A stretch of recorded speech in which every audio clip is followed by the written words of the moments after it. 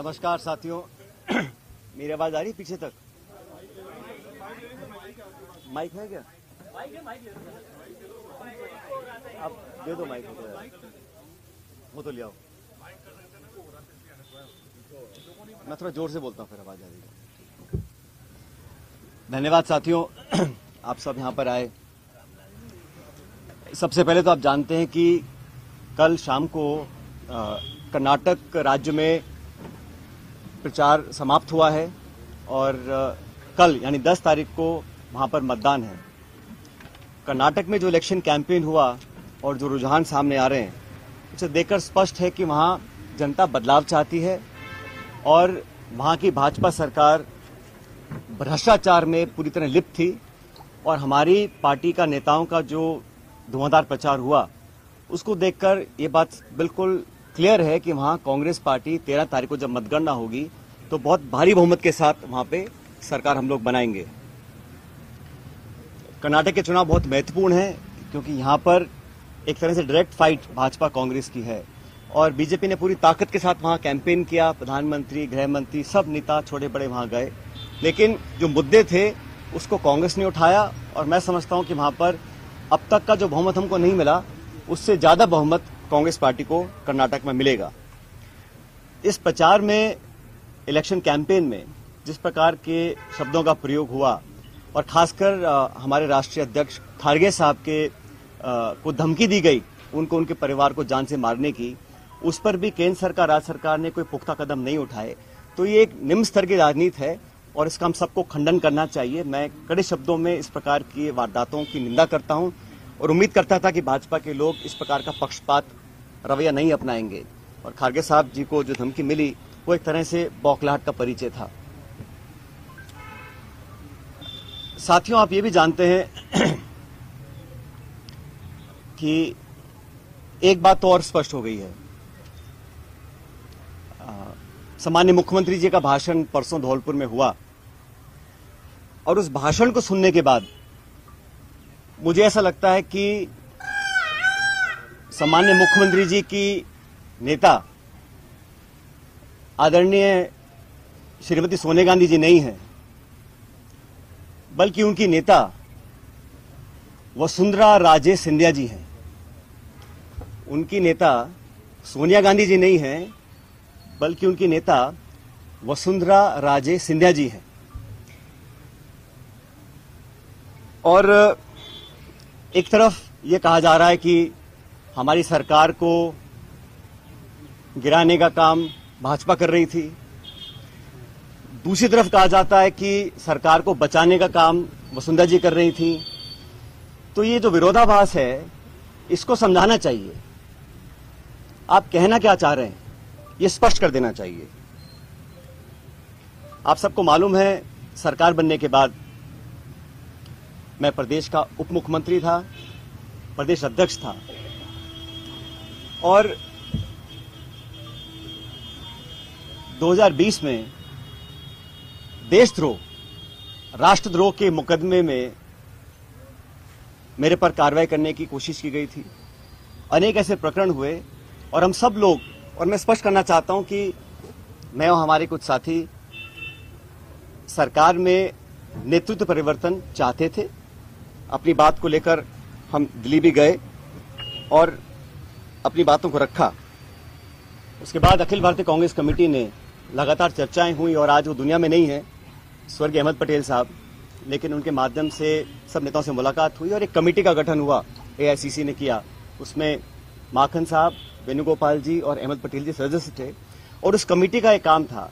और कमेटी जब गठन हुआ, उस समय हम सबकी बात सुनकर हमारी बातों को एक्सेप्ट किया गया और एक रोड मैप तैयार किया गया।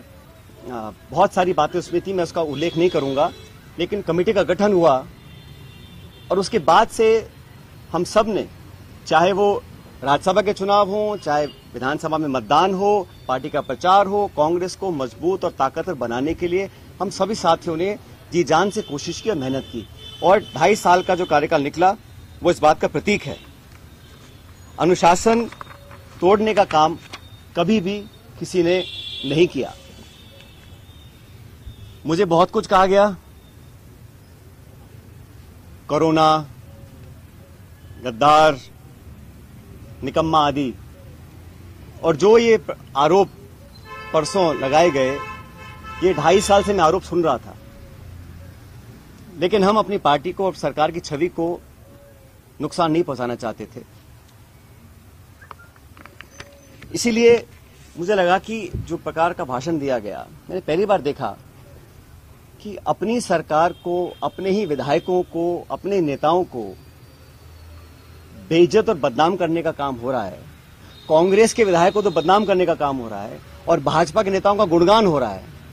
ये समझ से परे है। इस प्रकार का जो काम हुआ वो बड़ा गलत है। और हम सब लोग जो दिल्ली में गए थे अपनी बात को रखने के लिए, किन लोगों पर आरोप लगाए जा रहे हैं? ऐसे लोग जो पब्लिक लाइफ में 30, 40, 45 साल से हैं।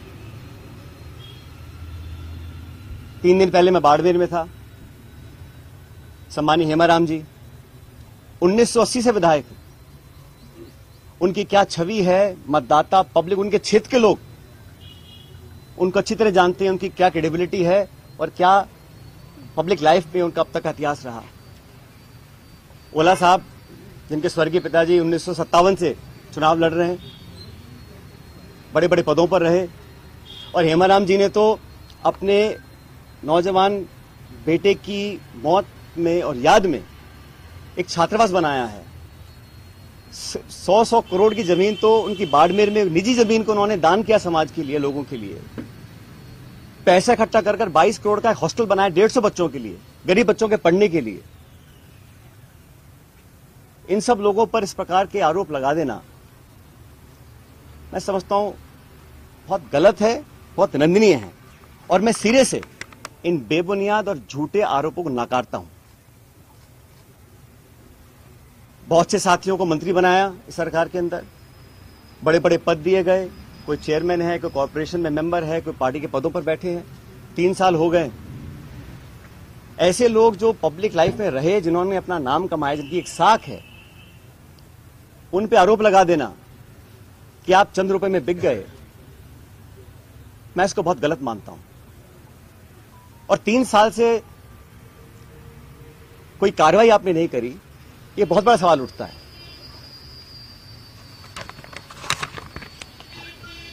साथियों, हम दिल्ली में गए, अपनी बात को रखा, और उसके बाद सारे तथ्यों को संज्ञान में लेने के बाद हमारी अध्यक्षा सोनिया गांधी जी ने 25 सितंबर को सम्मानीय माकन साहब और सम्मानीय खड़गे जी को जयपुर भेजा था। आप सब जानते हैं। वो विधायकों की मीटिंग हो ही नहीं पाई। सोनिया गांधी हमारी पार्टी के अध्यक्ष थी उस समय। उनकी जो अवहेलना हुई, उनकी जो मानहानि हुई, उनकी जो बेइज्जती हुई, वो गद्दारी थी। इतने सारे विधायक, 20, 30, 40, पता नहीं कितने विधायकों को उनकी इच्छा के खिलाफ इस्तीफा दिलवाया गया, अपनी सरकार को संकट में खड़ा करा गया।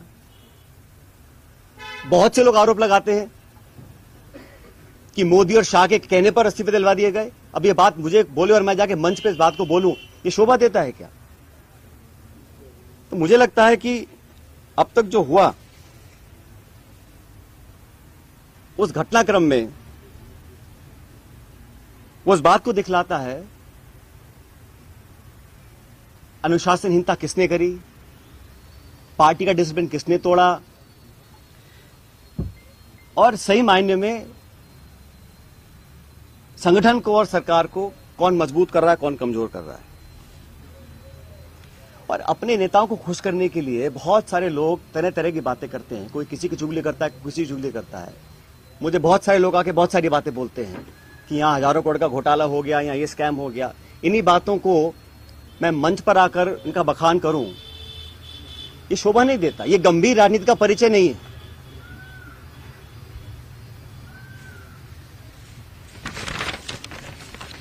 इसीलिए मैं, आप जानते हो, पिछले 1.5 साल से चिट्ठियां लिख रहा हूं वसुंधरा जी के कार्यकाल में जो तमाम गंभीर भ्रष्टाचार के आरोप हमने लगाए, अशोक गहलोत जी ने लगाए, मैंने लगाए, मंचों पर लगाए, प्रेस कॉन्फ्रेंस करके लगाए, उनकी जांच क्यों नहीं हो पा रही थी। अब मुझे समझ में आ रहा है कि ये जांच अब तक क्यों नहीं हुई। मेरे चिट्ठियां लिखने के बावजूद मैं 11 अप्रैल को जयपुर में अनशन पर बैठा इस मांग को लेकर, लेकिन अब मैं नाउम्मीद हूं क्योंकि तथ्य सामने आ रहे हैं। कार्रवाई क्यों नहीं हो और क्यों नहीं होगी, यह बात भी स्पष्ट हो चुकी है। इसलिए मैं ऐसा मानता हूं कि हम लोग जो पब्लिक लाइफ में हैं, जनता ही भगवान है और जनता जनार्दन के सामने हम सबको नतमस्तक होना पड़ेगा। मैंने करप्शन की इशू को लगातार उठाया, पहले भी उठाया, आज भी उठा रहा हूं, आगे भी उठाता रहूंगा। जब जब मैं वसुंधरा जी के करप्शन की बात करता हूं या जो पेपर लीक हुए जिसमें लाखों बच्चों के भविष्य पर सवाल चिन्ह खड़े हो गए, उस पर कोई जवाब नहीं आता। इसलिए साथियों मैंने निर्णय लिया है कि आरपीएससी,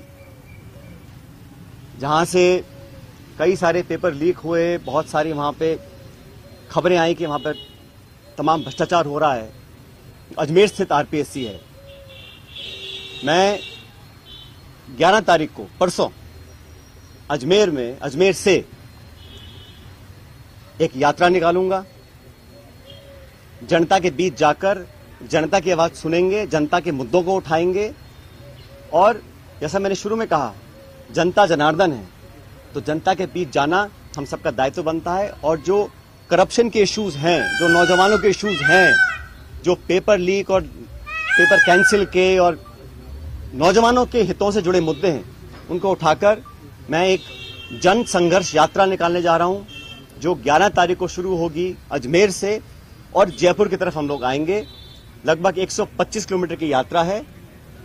जन संघर्ष यात्रा लोगों के हितों के लिए, करप्शन के खिलाफ, नौजवानों के संरक्षण के लिए। उनकी आवाज को हम सुनेंगे, उनकी आवाज को बुलंद करेंगे और मैं समझता हूं कि सही निर्णय तब लिए जाएंगे जब जनता का पूरा हमारा साथ होगा, जनता का पूरा प्रेशर होगा। पद यात्रा है, जन संघर्ष पद यात्रा 11 मई को मैं अजमेर से शुरू करूंगा और हम जयपुर आएंगे। लगभग 5 दिन का समय इस यात्रा में लगेगा। तो जैसे मैंने कहा, यह यात्रा किसी के विरोध में ना होकर करप्शन के विरोध में है, नौजवानों के पक्ष में है। जो तमाम जनता में आज मुद्दे हैं, जो इश्यूज को लेकर हम राजनीति करते हैं, जिन इश्यू पर मैं हमेशा अपनी बात रखता आया हूं, उनके बीच जाकर उनकी बात सुनकर उनकी आवाज बनने की हम लोग कोशिश करेंगे। और यह अभियान शुरू होगा 11 तारीख को। ये पायलट साहब अशोक गहलोत जी ने एक बात और कही थी जिसका आज पॉलिटिकल स्टैंड क्या रहेगा, क्योंकि सबसे बड़ी जो राजनीतिक उत्सुकता यही बनी हुई है कि आपका स्टैंड क्या रहेगा, पार्टी में रहकर संघर्ष करेंगे। मैंने कहा ना आपको, कुछ लोग ऐसे हैं जो चाहते हैं कि कांग्रेस कमजोर हो, कांग्रेस में फूट पड़े, और जैसे मैंने कहा बदनाम करने की, आरोप लगाने की, आलोचना करने की, चरित्र हनन करने की कहीं कोशिश अगर हो रही है तो उसको हम नाकाम करेंगे। हमारी पार्टी को जो लोग कमजोर करना भी चाहते हैं उनको हम होने नहीं देंगे। लेकिन पब्लिक इश्यूज पे जो मेरा स्टैंड पहले था वही स्टैंड आज भी है और आगे भी रहेगा। और जो करप्शन हुआ, जिसको हमने सैकड़ों बार पब्लिक में उसको एक्सेप्ट किया, उस पर 4.5 साल तक हम कोई कार्रवाई नहीं कर पा रहे हैं। मैं अब समझ रहा हूं कि वो कार्रवाई हम क्यों नहीं कर पा रहे थे। कोई कारण तो होगा। मैंने चिट्ठियां लिखी, अनशन किया, आवेदन किया, आग्रह किया, बार बार किया, हाथ जोड़कर किया। अगर कार्रवाई नहीं हो रही थी तो अब मुझे समझ में आ रहा है कि वो कार्रवाई क्यों नहीं हो रही थी। लेकिन किसी भी नेता से बड़ी जनता होती है, तो जनता के समक्ष हम जाएंगे, इन बातों को रखेंगे। और जो लाखों लाख बच्चों के पेपर कैंसिल हुए, जिनके माँ बापों ने अपना पेट काट कर उनके ट्यूशन के पैसे दिए, उनको साल 2 साल मेहनत करवाई, जो कभी ओवरेज हो सकते हैं, जिनका भविष्य के आगे उनको पता नहीं वो क्या करेंगे, जो विश्वास और जो एक क्रेडिबिलिटी होती है, अगर वो सिस्टम से खत्म हो जाएगी तो फिर आने वाला समय बहुत मुश्किल होगा। इन तमाम बातों को लेकर मैं जनता के बीच में जाऊंगा और लगातार पैदल यात्रा करेंगे अजमेर से 11 तारीख से।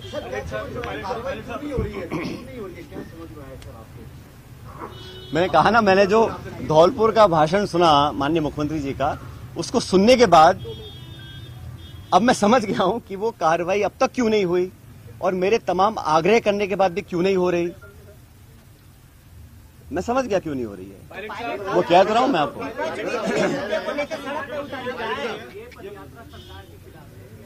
ये मैंने शुरू में कहा, ये यात्रा किसी के खिलाफ नहीं है, ये यात्रा करप्शन के खिलाफ है, भ्रष्टाचार के खिलाफ है। ये यात्रा नौजवानों के पक्ष में है, उनके हितों की रक्षा करने के लिए है और जनता के बीच हम सबको जाना भी चाहिए। हम जनता के बीच जाएंगे नहीं और हम अपने ही विधायकों को, अपने ही मंत्रियों को, अपनी सरकार को बदनाम करते रहेंगे, बेइज्जत करते रहेंगे, तो हम जनता के बीच चुनाव लड़ने कैसे जाएंगे 6 महीने के बाद। 125 किलोमीटर की पदयात्रा रहेगी, उसमें जो जन समर्थन मिलेगा उसके बाद आप निर्णय लेने की बात कह रहे हैं, कौन सा निर्णय लेने की बात? मैंने कहा है हमें करप्शन के खिलाफ कदम उठाने हैं। अब तक हम वो संतोषजनक तरीके से नहीं कर पाए हैं, तो हम पब्लिक बीच में जाएंगे और जो हमने वादे पब्लिक में किए थे सरकार बनने से पहले, उन वादों को पूरा करवाएंगे। अभी 7 महीने बचे हैं चुनाव में, 8 महीने। मुख्यमंत्री जी कह चुके हैं सोनिया गांधी नहीं है तो फिर कौन है? मैंने कहा ना आपको शुरू में ही। जो मुद्दे आप उठा रहे हो, ये तो विपक्ष ऑलरेडी उठा रहा है, इसमें नया आप क्या करने जा रहे हैं? भाई करप्शन तो कहीं पर भी हो, उसके विरुद्ध हम, चाहे वो कांग्रेस पार्टी हो, हमारी सरकार हो, हम तो खुद ही कह चुके हैं कि हमारी 0 टॉलरेंस है करप्शन के खिलाफ, तो उस पर हमें खरा उतरना है। और जो मुद्दे संज्ञान में आए थे, मैंने पूरा लिस्ट पिछली बार आपको किया था, उनमें से कहीं कहाँ कार्रवाई हुई है।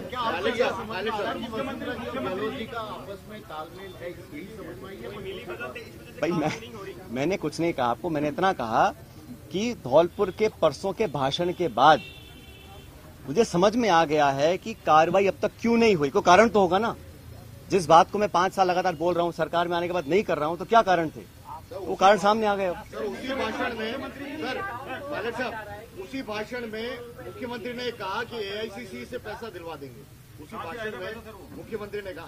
इसका जब ऐसा है, मैंने आपको शुरू में कहा कि मैं किसी पे आरोप लगा दूं कि इसने 1000 करोड़ खा गया, 10,000 करोड़ खा गया, 1 लाख करोड़ खा गया, उसका कोई मतलब नहीं है। पब्लिक लाइफ में अगर तथ्य प्रमाण किसी के पास हैं तो कार्रवाई कर देनी चाहिए थी, अब तक क्यों नहीं करी? और ये जो पैसे की बात है, जिन लोगों का पूरा राजनीतिक जीवन सिर्फ पैसे के दम पर पनपा हो, शायद उनको हर चीज में पैसा नोट दिखाई देता है। ऐसा नहीं है। पब्लिक जज्बात भी कुछ होते हैं, पब्लिक वोट भी कुछ होती है, पब्लिक इमेज भी कुछ होती है। जिन लोगों की राजनीति सिर्फ पैसे के दम पर चलती आई हो, उनको हर चीज में अगर पैसा दिखता है, उसका मेरे पास कोई जवाब नहीं है। मैं 3 साल से बातों को सुन रहा हूं। मैंने बार बार कहा है कि करप्शन के खिलाफ हम सबको लड़ना है।